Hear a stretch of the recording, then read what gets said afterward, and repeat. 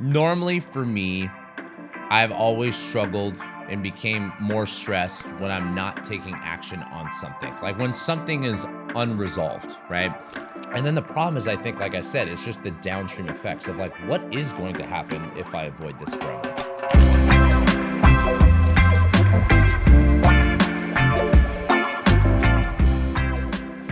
All right, what is up, everybody? Episode 49 of Pursuit of Balance. We're going to talk about this was the very bottom of my notes.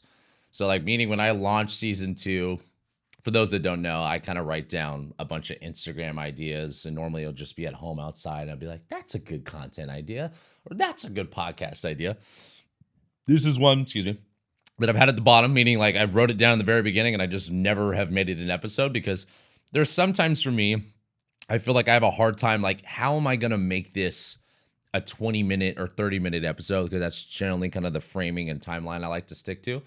So this one is having tough conversations for stress management, right? Now I'm going to kind of segue this into a couple different ways because for me, this has always been something that I don't think I really realized till I got into work and ownership, just because I was always the responsible party for handling all the bullshit. But also I realized that it was one of those things that actually just made me better in my relationships at home. And that work came with a little bit of time. It came with maturity. It came with being secure, with asking uncomfortable questions. But so this will be kind of a couple things, right? Like I want to make it on the stress management side. I want to make it on the relationship, social side of things. There's something I kind of like talk about a little bit with some training on individuals and meetings with team of like, hey, like, there's love languages for relationship, but there's also love languages for work, right? And in order for me to know what you need in life, I need to know transparently from you what you want, right? What are your struggles? What are your needs? What are your wants? And obviously from like a coach to a client perspective, I do this a lot in the assessment where it's like going through background. Like I want to hear what you were successful with. I want to hear what you struggle with. I want to hear your pain points. I want to hear your goals. I want to hear the emotion behind the why of that goal. Like, why is that so important for you? So this way I can do my best job in my role to move those things forward, right? So when it comes, let's talk about stress first, because, and I'll just speak on more of like some of the things that I struggle with, right? When it comes to like when I have those days where I don't sleep as well at night, or I go through a season of just being a little bit more stressed out. Normally for me, I've always struggled and became more stressed when I'm not taking action on something. Like when something is unresolved, right? And for me, like the two biggest periods of my life, honestly, were both location builds outs, right? So when I built out location, well, it's funny. I would say actually when I built out Mountain View location and then when I built out Palo Alto 2.0, I didn't go through any stress actually in a weird way that I reflect back on it in the beginning, because the beautiful thing about starting a business at a young age, right? Like I was 25 when I left Equinox, 26 when I officially opened up the doors. Is at a young age, you're so cocky. Like you just have so much ego. You're so confident with everything. Failure is not even a thought. You're just like, fuck it, swing for the fences, go for it. It's funny because when people like they reflect back and I ask the question of like, were you ever scared? Were you ever nervous? Did you ever think it was not going to work? And like in a weird way, I was like, no. Like I always knew that it was going to work, right? Or it's not even necessarily that I knew it was going to work. I just never really even thought about, is this going to be successful or is this going to be a failure? I just was like, I show up to work every day. I learn every day, and I'm just going to keep pounding the pavement, and we're just going to keep moving forward. And I can tell you in my 9.5 years of entrepreneurship, in my 18 years of professional career life, that has never changed. Like I've always just been like trying to do my best to stay as present as possible, right? Because I've say this quote all the time. It's one of my favorite lines is depression lives in the past, anxiety lives in the future. And when I become anxious about something is because I am anticipating the future. I am nervous about the future outcome. When I'm depressed about something, and I think we all go through seasons of both. Like I don't know, maybe it is possible. I don't think it's possible that a human can just be able to be so omnipresent that they never deal with it. And that's what's I always like laugh that I have a couple people that I know that are just like so omnipresent to the point of like, they're so in the moment all the time that it almost comes off careless. But then there's parts of me that are like, damn, I'm kind of like jealous of that. Like you just like you don't even you're not worried about that at all. Like you're not thinking about the the consequences that could follow up or like the repercussions of avoiding that or doing that. But like no matter what, like I was saying, it's like we all go through moments of depression. I've had plenty of things that were like hard in my life that put me like in a just like and I don't really stay there long. So for me to toot my own horn, I will go through a little bout of like, I'm a little depressed, I'm a little sad. Doesn't matter if it's like, oh, I lost a job or I lost a friend or a relationship or whatever, right? Like things happen in life and you're going to naturally just feel like a moment of depression. And that moment could be longer or shorter for somebody depending on how you respond to it. Anxiety is something I would say I probably deal with a little bit more. And I think anxiety for a lot of people, obviously you can look at the data, it's clearly on the rise for people. And I think that's unfortunately more so with the technology and social media and just some of the things that we're taking in as far as information all the time. And so anxiety is basically like we're worried about what's coming next. Like, oh, I'm worried about World War III. I'm worried about the politics. I'm worried about the economy. I'm worried about stocks. I'm worried about losing my job. And it's a natural thing, right? Like I don't want to like ever downplay anxiety because I think it's a natural response for us as humans to have a degree of anxiety. The question is, how do I remove it, right? So like, how do I remove anxiety or depression? And I always say that it comes back to being present.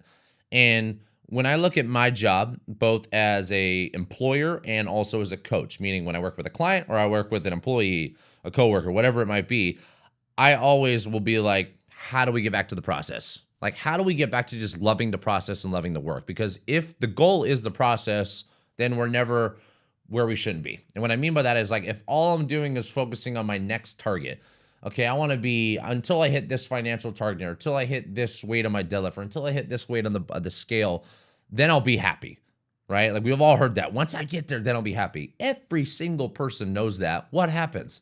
The goalpost moves. And we just keep moving the goalpost farther and farther in life.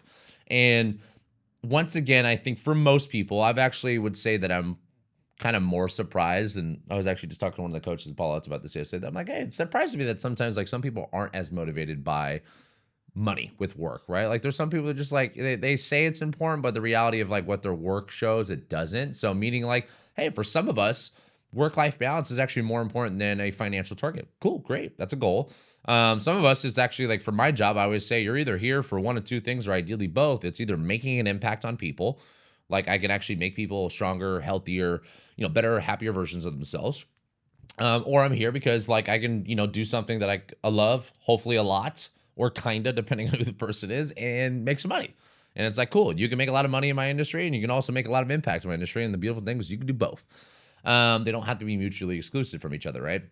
So I want to come back to the stress management thing because that was like a long-winded way to build a foundation on it. That action solves 99% of my problems, right? Meaning like when I'm actually taking action on things, I am not as stressed. I tend to be more stressed when I know I have something I have coming up, when I know I should be having a conversation with a coworker about this or a teammate or my wife or a friend or my family about anything. It doesn't matter what it is. And when I avoid the work, right? And I'm going to make this specific to kind of like tough conversations because that's what I think I'm titling this one. When I avoid the work of the conversation, there's interest, right? And there's tax on it, right? Like the tax is what you're holding on to. You're holding on to something that you're choosing to avoid a short-term discomfort for a long-term problem, right? Like we create bigger problems because we avoid the short-term discomfort, right? And that's how almost all things that I talk about on this podcast are. Like, do you want to deal with the financial burden of paying for a trainer or a gym now, or do you want to pay for all the health costs that are going to happen later in life? Do you want to pay for the healthy food? Like, so we can make those comparisons with a lot of things, right? Like, if you do the work now, if you do the hard things now, then you avoid some of the interest that will be collected when eventually it does come due, right? And I use that as an analogy that all things will eventually come due, right? Like there will be a payment on the thing that you're avoiding. And like I'm going to try to come back to like, how do we have these conversations too, hopefully a little bit. But if you avoid those things, then all we're doing is kicking the can down the road. And every time I kick that can, I'm collecting a little bit more interest, right? And when I use that analogy, is I'm saying it's going to be more expensive or painful or hard or emotional the longer it goes, right? And then sometimes when we're afraid to have a conversation with somebody, we either hold it in and we get stressed ourselves, we deal with the anxiety, we deal with the emotional burden, or we start to talk to other people and you never get to the main source, right? I deal with this a lot with work. So I'll give you guys a work example. Part of being a manager, and this is why I always say people managing is not fun all the time. And it's not fun a lot of times because all you do is deal with problems. Um, is there's a lot of people management, right? And what I say by people management is it's funny. You would think that dealing with kids would be the hardest thing, that it's like, they're crazy, they're high energy, they're emotional, they're going through different waves, they're going through puberty, they're going through the toddler phase, like whatever phase a kid is in, right? And there's a lot of babysitting, right? And like babysitting and raising kids, which I don't have one yet, but I've only seen it from just being an uncle. It's fucking hard. And everyone says it's hard, right? It's not that much different at work. Being a people manager, my dad actually one time in his life he worked in PG&E, like gas and electric companies his whole life, was offered a management position at PG&E, and then did it for a while and then said, fuck it, I don't want to do this. Like he wanted to go back to just being an IC, an individual contributor. Just like, let me stay in my lane and let me work. Like I don't have to deal with some of these headaches. And I tell this to some of the team too, like for people that do have ambition for owning a business one day or being in a leadership role. Yes, it's great for the ego. Yes, it's great for status. It looks cool on paper, but I'm going to tell you, it comes with a fuck ton more stress because of those things too. Now it's the same thing in, at home, right? Like in order for me and my wife to have a really good relationship, we need to be transparent with each other. We need to be vulnerable with each other. We need to be able to have tough conversations with each other. And it doesn't mean that there's always tough things to talk about, but like I will say for the most part, I don't have disagreements with my wife. Maybe right now the current disagreement is buying a $6,000 sofa that I don't agree with. I'm like, let's get a house before we get a freaking sofa. So whatever, small thing on the scale of all the problems that could exist in a relationship for somebody, right? But in the beginning part of my relationship with my wife, and I think a lot of men do this, I held a lot of things. Like I was grown and raised as a human that my dad was always like, and I don't know if this was even directly like told to me, but like indirectly shown to me as well, that you just handle your shit, right? Like at the end of the day, you need to figure your stuff out. And I've always kind of adopted like that mindset that my dad really kind of ran his life with. And I'm not saying it's good or healthy. Like I'm not here trying to preach it that this is what everyone should do. What I am saying is the way that I've always handled things is like sometimes I need enough alone time. And that alone time gives me the time to actually take the emotion out of it, put some logic back in the conversation, and then reflect on what are the action items that I need to do it.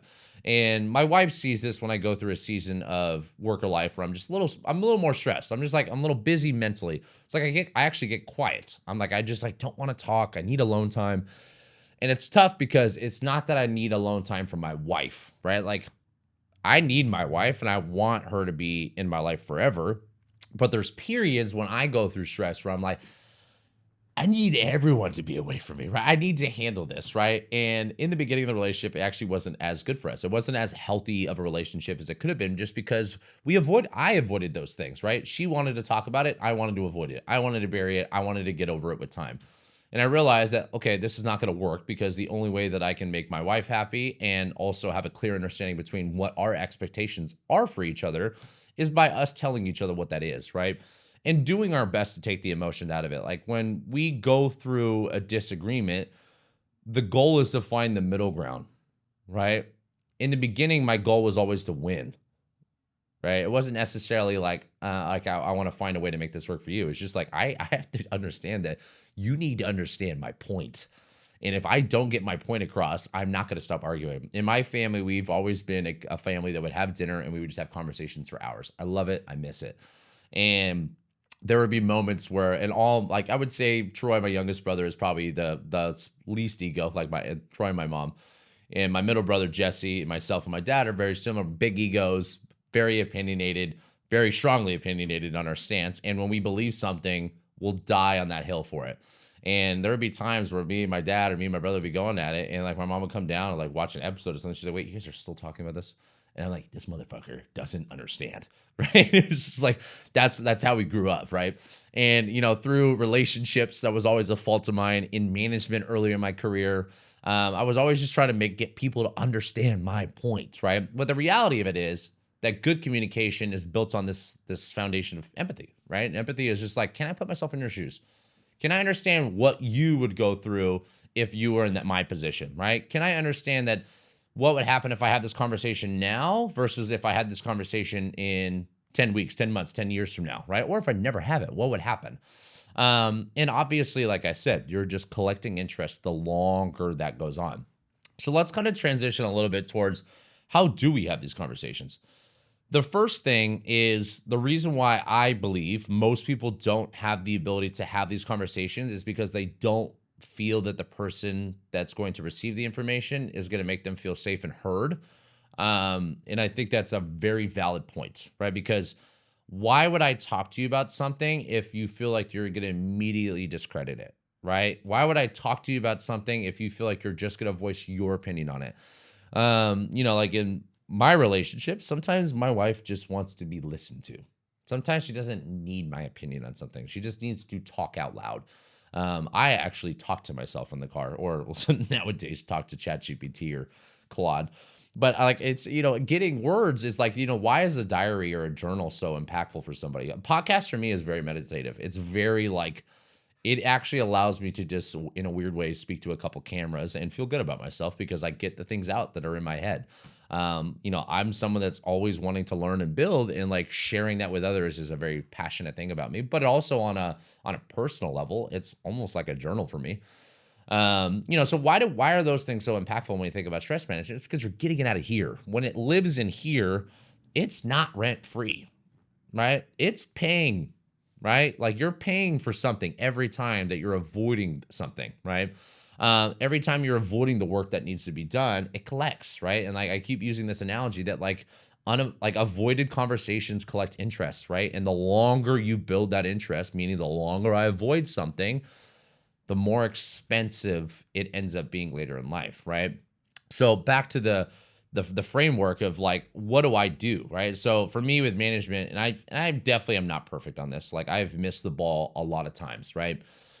We haven't had many people that I've fired. We haven't had that many people that have quit. I haven't had that many relationships where I've been broken up with, but I've had them, right? And every single one of them is always hard. And anybody that's ever gone through that on a personal level, right, within a relationship or a work thing professionally, that type of they're both relationships. So like the cool thing is there's parallels. Like they're not easy to go through, but they are learning experiences of like, sometimes it is true. It's like it's not the right fit between you and this other person, right? But sometimes it's like, holy shit, I missed the ball. I missed the writing on the wall that like there was something there that should have been exposed or should have been poked at a little bit harder. You can do a better job of creating that like foundation or environment for that person to feel heard or safe. Because if it feels like that, like my brother and my dad, I think have that a lot, like where it just feels like they don't want to listen to each other. So they just like, as soon as like, I'm like, who's going to apologize first? Like, who's going to like mend the relationship? And when you have two big egos that are very opinionated, that are less sympathetic than most individuals, you're going to run into a lot of issues, right? And like, I think that's just a normal thing. And like for me with work, when I first got into management, I was 19 years old and I was an assistant fitness manager. And then I moved up to a fitness manager. And I remember that was like always a struggle for me. Like one of the big tips I got like from my mentor at the time was like, hey, the only way you move up is by replacing yourself. And I was so egotistical at that age, obviously at 19 years old, I was like, I ain't nobody better than me. Like, you're not going to replace me. And that limited my growth, right? Because I wasn't able to build other people up. But also in the management side from people to people, like I wasn't as good at creating a foundation of empathy for others that like I can let others speak their mind so we can learn how to figure out how to grow together. Now, like I call this in sales training, I call this being the chameleon. The chameleon tactic is basically like, can you adapt to any circumstance? Like if you put me in the library, you put me with the valedictorian, you put me in the hood, you put me anywhere, could I fit into that culture? Could I accommodate and adapt to that? I feel very strongly, in my opinion, that like I definitely feel like that has always been one of my strong suits. Is like, and the reason why I've had so many different diverse groups as far as friends go is just because like I want to be able to kind of like meet them where they're at with their culture and where they're at with their personality. And work, I've always said that like, I have 16 different coaches and I talk to all 16 of them very differently. Um, and like that is something that like is going to be subjective person to person, not on a professional level, but also on a personal level. So those are kind of the big frameworks that I really wanted to touch on today. Is like avoiding the tough conversations in life is unfortunately going to lead to a very, very stressful life for you or a very, very big problem later in life. So, how do I become more confident in myself, become more mature? Because this is a sign of maturity and this is a sign of security and confidence too, to bring up these tough conversations. And sometimes, like in a relationship at home, like it took us years, like it took us a couple years to really get on the same wavelength, right? Where like we knew we wanted each other, but we didn't know how to communicate perfectly, right? And on professional level with work, like, there's plenty of people that I'm like, oh, this client would be the great fit for us. Or like, oh, they don't think the same thing. Or this coach would be a great fit for us. Like, like until you can really get on the same wavelength and become transparent with each other, it's hard because that communication is just never really going to be there. So the communication piece is a huge part of it. And then the problem is, I think, like I said, it's just the downstream effects of like, what is going to happen if I avoid this forever, right? And it's the same way that all things that avoided inaction are going to cause. Inaction will cause more stress in your life than any other thing. And I give you the two scenarios of me building out the gym. When I was building out the gym, the reason why they were so stressful for me is because I felt like there was a lot that was in a sense out of my control, and I have a hard time separating in my mind of like, is this in control? Can I actually change this, or like, can I not? And it was like, I don't know what the permit review is going to be tomorrow. I don't know what the city is going to say tomorrow. I don't know if the contractor is going to charge me 2x for this new problem that just arose. I don't know if the equipment's going to get on time. I don't know if I'm going to be able to make the start date. So I'd have all these things. And every time I would just have a day where I was super productive. And understand that busy and productive, I say this a lot, busy and productive are two very different realities. When you are busy with something, you're going to be stressed because you are basically faking a reality. You're basically convincing yourself that me doing a lot of things, being busy, is the idea of production, but that's not. Production is actually crossing task off, moving forward in life, right? And we have to think about this on all levels. Like when it comes to work for us, like production is the thing that gives us fulfillment with work. When we're making an impact on clients, when we're doing more, a lot of times we think that, and I say this with burnout a lot, like that burnout feels like it's always the job, or like the work-life balance, we always blame work. And the reality is, a lot of times it is for people, right? But the question is why, right? And I think for most of us is because maybe I'm out of alignment with the morals, the principles, the culture of maybe where I'm working at. Number two, maybe I'm not as productive as I could be because doing less doesn't equal more. Like doing less sometimes doesn't necessarily solve that problem, because we think, oh, I'm burning out because I'm working too much. But then we work less and then we realize like that didn't solve the problem. So what's going on? And the reality of it is just like, oh, like the productivity is the thing that actually gave me fulfillment.